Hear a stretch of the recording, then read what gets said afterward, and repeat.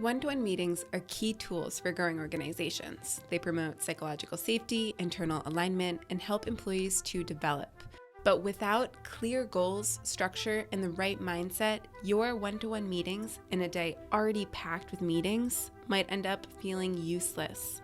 We're going to help you get the most out of your one-to-ones, starting with the goals and benefits of one-to-ones, some logistical questions like how often you should be meeting, how to structure your agenda, and the key questions you need to be asking, wrapping up with our top tips and tools. Ready? According to Kim Cameron, professor of management and organizations at the University of Michigan's Ross School of Business, one-to-one meetings have 3 key goals.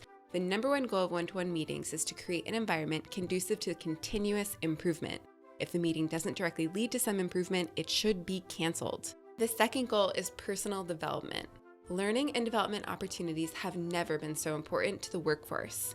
When managers hold regular one-to-ones, they're saying to their direct reports, "I'm here to help. I'll help you grow and develop, and through your growth, we can help the organization to flourish."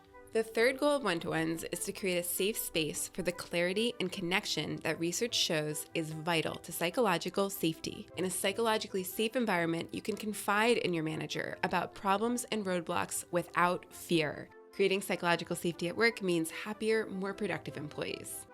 Great one-to-ones offer benefits not just to individuals and teams, but at the organizational level. One-to-ones improve internal communication, which is key to the success of any business. Good communication drives better performance by aligning teams and reducing uncertainty. They improve soft skills like listening, collaborating, and emotional intelligence. They also help to drive better decision-making for future leaders. These are great opportunities to identify roadblocks and snags that are keeping your team from reaching their goals. No one should fail to reach their goals because they aren't given the resources to do so. One-to-ones make sure your team has everything they need to succeed. Okay, enough with the high level. Let's get into the nitty-gritty. We're covering how often you should be having one-to-ones, what should be on the one-to-one agenda, and the key one-to-one questions you need to ask. First up, how often should you have one-to-ones? Short answer, as often as you need. Long answer, newer employees are likely to need more support than employees you've been working with for a long time. For newer teams, you might need to meet an hour or even an hour and a half each week. For more established teams, once every 2 weeks may be fine. It's important not to rush your one-to-ones so that employees feel they have enough space to bring their issues and have more complicated conversations. So you need enough one-to-one time to make sure your team feels supported, but not so much that they feel stifled. Next, who sets the agenda? There are several ways you can organize your one-to-ones. Managers and direct reports can split the time in the middle. Direct reports can take the lead, or you can divide the meeting into 3 parts with 1/3 of the time for direct reports, 1/3 of the time for managers, and 1/3 of the time for future goals. This is also sometimes called the 10-10-10 method because you can spend 10 minutes on each section. You should create an agenda ahead of time and stick to it. What should the agenda cover? No matter who sets the agenda, there are some key touch points you won't want to skip. Number 1, follow up on the action items from the previous meeting to ensure accountability and improvement.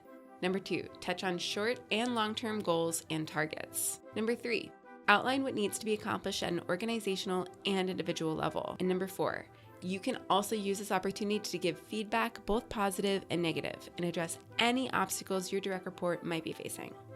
What questions should you be asking? First, start with how are you? Something open-ended and personal so that you can break the ice. Next, you'll want to be asking questions about personal growth, productivity, and engagement. You'll definitely want to ask, do you feel like you're growing? What roadblocks are you facing? How can I help you? What are you learning from current projects? Okay, now that we have the format down, here are our top tips to help you make the most of your one-to-ones. Managers can use one-to-ones to get alignment on organizational goals, but a one-on-one should not be a one-way street. Direct reports have a lot to teach managers and can provide valuable information and feedback that drives strategy. Research shows it's important to give more positive feedback than constructive feedback. When you're giving negative feedback, make sure to focus on avenues for improvement rather than things that went wrong. You're not blaming, you're working together and asking, how can we do better in the future? Take notes. Good one-to-ones should create plenty of action points. You'll both want to take notes throughout the meeting, ideally in a shared space or document. That way you'll have references for future one-to-ones. Finally, Get into the personal. One-to-one should not be restricted to just business. Understand the person you're working with every single day, understanding what's their ambitions, what things make them feel better every day. Take this time to address any issues your direct report might want to discuss, whether it be personal or interpersonal. Done right, one-to-ones can make a big difference to the success of your organization.